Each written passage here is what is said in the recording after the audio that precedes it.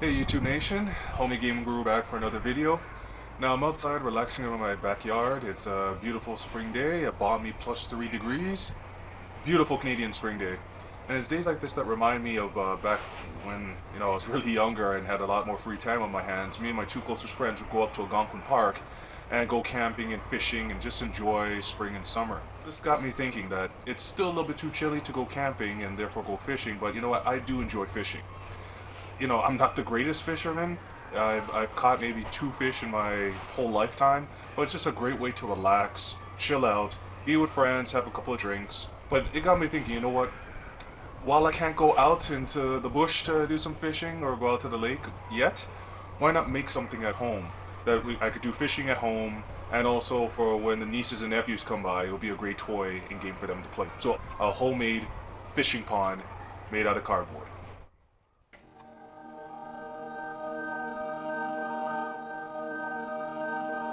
So naturally, as with any homemade Game Guru craft, the main working material that you need is cardboard. So try to get some large pieces of cardboard. These pieces here are 39 inches by 39 inches, so a nice perfect square to work with. So using 2 pieces of the cardboard, on one of the pieces you could see I actually cut out an opening. Now, if you want to make this easier for yourself, you could do a perfect square or a perfect circle. Me, I want to make it a little bit more of a unique shape. There's no rhyme or reason to it. As you can see, one side is not completely even to the other side. I just made it my own unique design, and I cut it out with an X-Acto knife. Okay, so just to give you some context of how this is going to work, what we have here, this is the top opening of the fishing pond. And this is the bottom part that's going to make up the base, and I just cut this out of the top opening. The 2 pieces I cut out, both of these are 14 inches in width, and again, this is just based on what I want it to be. It could be as thick or as slim as you want it to be, but these will wrap around into the opening and then be taped on or glued on to the base, and that's going to make the walls of this fishing pond. Now, due to the unique shape of the opening that I made for the pond, of course a very sturdy piece of cardboard is going to be very difficult to get into those grooves. So what you need to do is simply bend it. You simply roll it, squeeze it, unfurl it, and then roll it the other way. Now, a piece of cardboard could be bent and shaped any way we want it to be. So just to give you guys a taste of what I've done here, as you can see, I've taken the cardboard and I've made it, put some colors down on it, put some paint. So this is the base right here that's going to be beneath this, which is the top part. So the top part I made green, kind of to represent grass or fields. And then the base and the walls I painted blue to give the effect of water. Okay guys, this is the fun part. This is the part where we need to put the wall around the base. Now, because I chose a very unusual shape for the base, and I tried to curve this cardboard wall as best as possible, it doesn't mean it's going to conform around these grooves as well as I like. So what I decided to do to ensure that this stays in place is use the awesome power of duct tape. And then once I have it duct taped into place, I'm going to use some glue.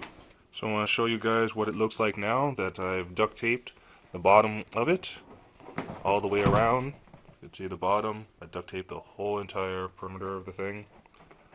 And then on the inside, I put just a seam of glue going all the way around just to seal it up, and then with the edges of the 2 pieces of cardboard that make up the wall, I simply put some duct tape to seal them together. And then from here, the only step we have to do is just put the top down, and once this is glued down, we glue down the top. There you go. Now when it comes to the actual fish that we're going to put into this pond, I made things very easy for myself. What I did is I went to Google Images and I downloaded some pictures of different marine mammals, fish, different sea creatures. Here's just some examples of some of the fish that, here's a dolphin. And so in Photoshop I took these images, I cropped them out with a circle, so I made a simple circle design. I put in numbers and different characters into each image, and then I made mirror images of each, printed them out at my local copy and print store on glossy paper, and then from here I cut them out and then glued them onto magnetic sheets that I got at the dollar store, and then from there we can now use any metal object to fish them out. So here's an example of what the fish look like. So you can see they're double-sided. The magnet sheet is in the middle. Now, because the magnet sheet is only one-sided, the magnetism is only on one side of these sheets, the other side was actually adhesive. What I'm going to do is on the side that doesn't have the magnetic charge to it, that I can't pick up with a piece of metal, I'm going to put Velcro. So it gives two options for taking these out of the pool. Velcro on one side, magnet on the other side. So it gives you flexibility on how you could retrieve these out of the pond. As for the fishing reel, my local dollar store had these cute little kids ones that could be used. They have a magnet at the end, and then to put onto the magnet, I just put a quarter on the bottom of it, and they pretty much work pretty well. So you could build a fishing line out of cardboard and a piece of rope, but local dollar store got two of these for $1, and it doesn't matter if it's adults or kids using this.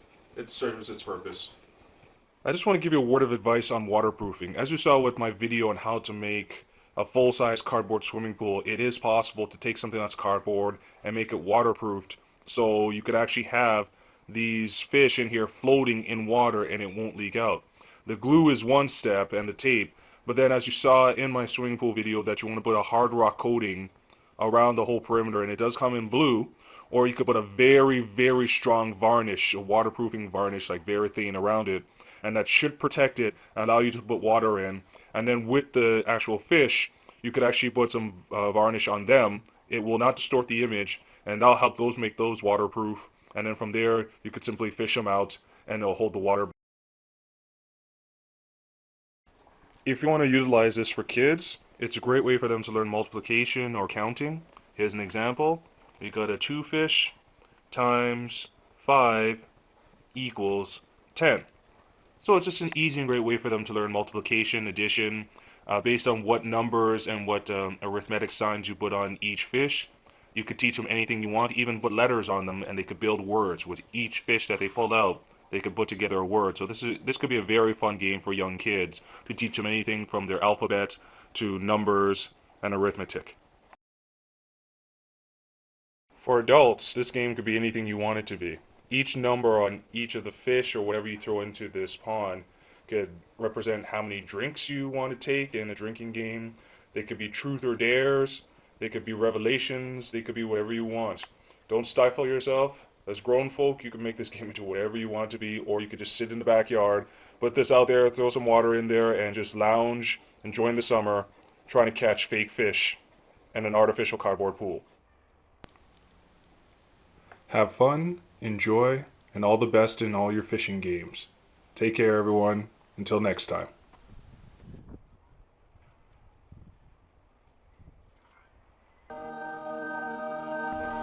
Shh. Welcome to Creative Madness.